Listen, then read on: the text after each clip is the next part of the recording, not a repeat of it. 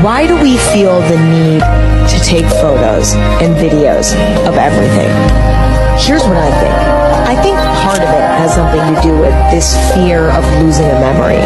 You know, we're afraid of a magical moment in our lives happening and us not having a permanent version of it in the form of a photo.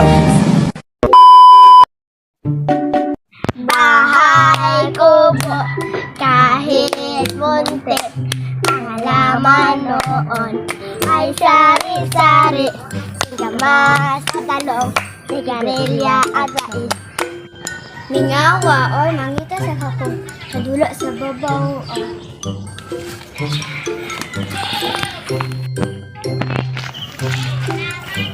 Kan ako sa babaw, basig na sila ay dito gadula.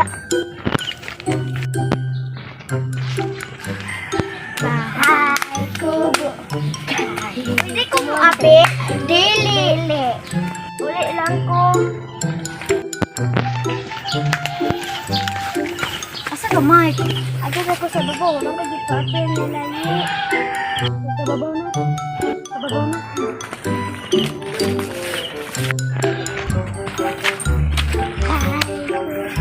Wala lagi nililig api sa Mike. Wala si kauban. Naan naman ko. Sige. Pwede na ko maapi.